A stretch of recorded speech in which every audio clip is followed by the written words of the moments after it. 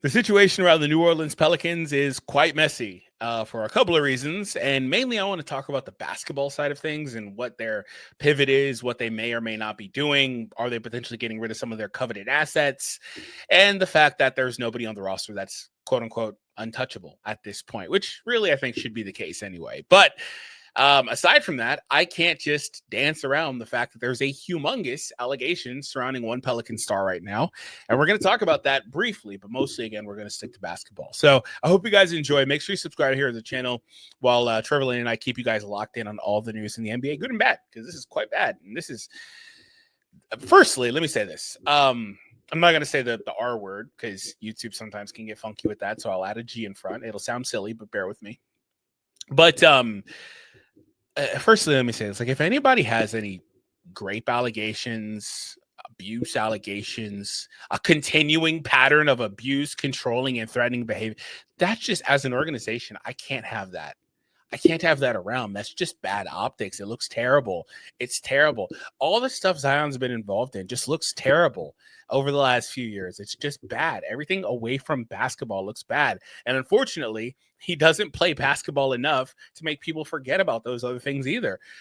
It's all bad. Like, to be honest, aside from the basketball stuff, that's one thing. But even including the basketball stuff, if I'm an organization, I'm not touching Zion with the 10-foot pole, man. It's just bad all around.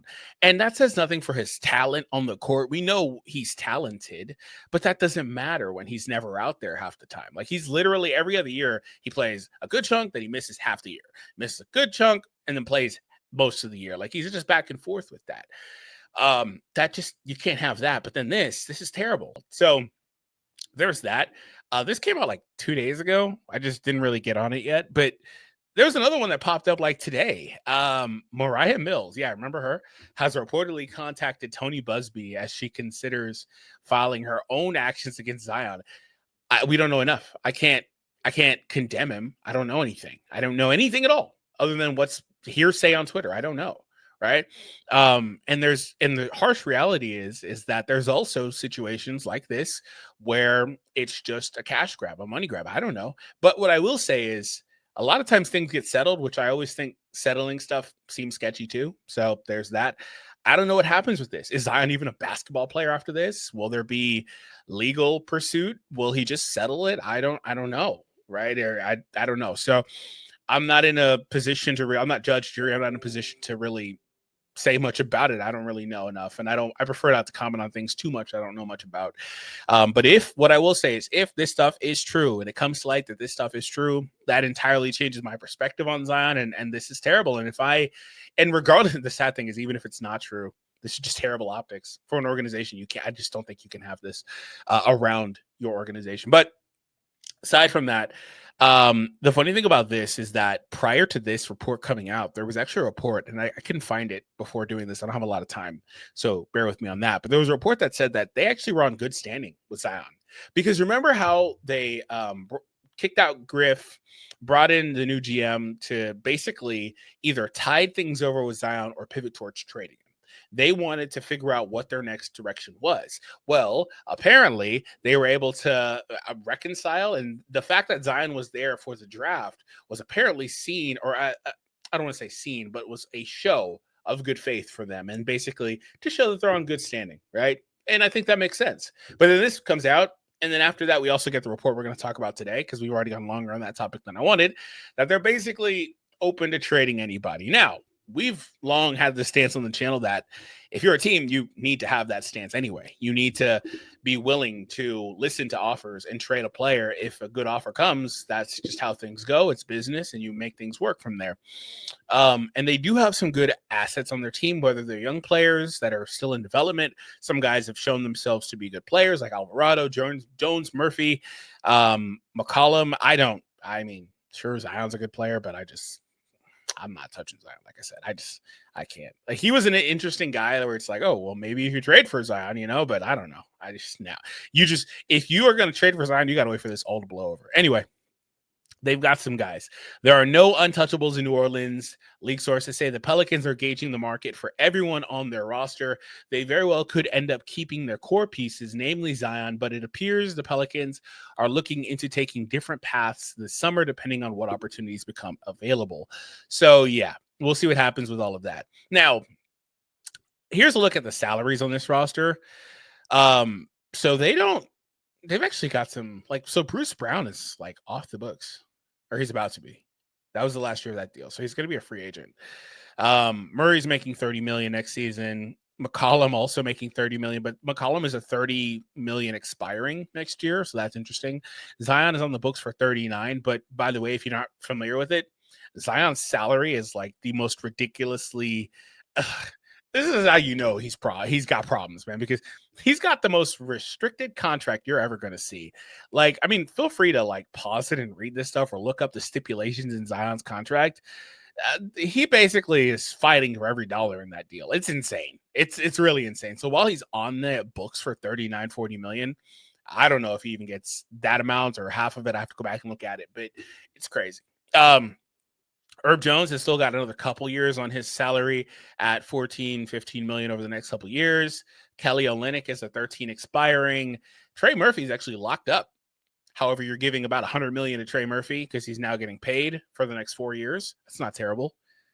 Over 4 years, assuming he just continues to at least stay the course or get better, I think that's a good value.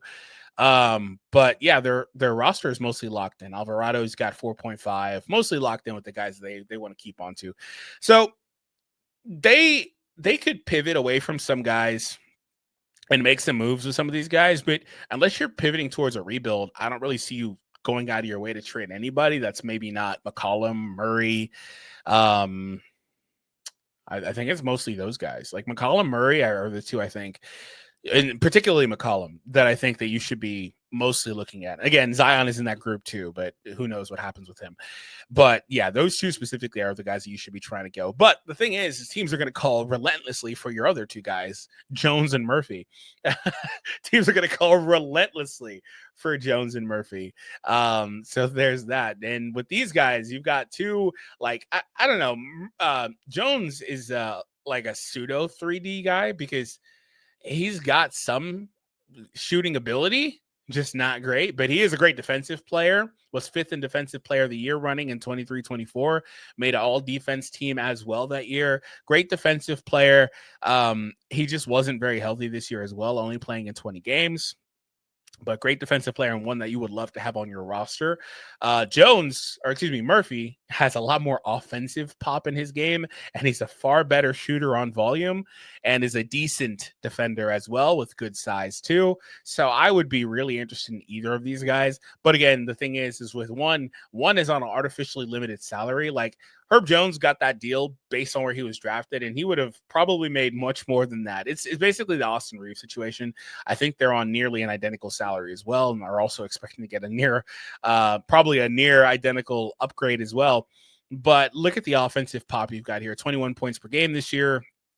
53 games, of course. So some health injuries with this entire team last year. We all knew about that. 57 the year prior, though, is not great. But 8 threes per game, down career low 36% from 3, but he has 2 seasons of 38 and 40 with good volume, 6 and 3 or 6 and 8, I guess. You can, I think, rely on his shooting. I think he'll be perfectly fine. And he's got multiple seasons at 14 or so points per game. So maybe he's somewhere in the middle, 16, 17, things like that. But I would probably imagine most people are trying to call for these two guys because you need all the wing depth you can get in today's NBA. But I think that if you're the Pelicans, you're trying to hang on to these guys because they're young enough to be a part of your core. They're young enough and good enough to fit around whatever players you can try to have on this team. And if you want to rebuild, that's fine. The money's got to go somewhere anyway. So, I mean, if you got to pay Trey Murphy and Herb Jones, then you just got to pay those guys. You got some other young guys on the books as well that you're kind of looking at as well with Missy and Hawkins. I think you've got some stuff here if that is the pivot. It's just unfortunate to see the way that this all crumbled underneath their feet post AD trade where they were never really able to hold on to their guys. They drafted pretty great. If you go back and look at their draft record. They drafted pretty great. They just were never able to put it together health-wise and all that stuff. And, they got rid of Hart. They got rid of Lonzo. They got rid of some other guys in the mix there too. But interesting situation they're in. So with the Pelicans, and what draft pick did they get this year as well? If they had, by the way, if the Pelicans had got number 1, they would be pretty pretty happy right now, of course. I don't know which draft pick they got. I don't remember. But, I mean, they're a lottery team, so they got it. So, in there somewhere. They also had the 11th most expensive roster this year. Wow.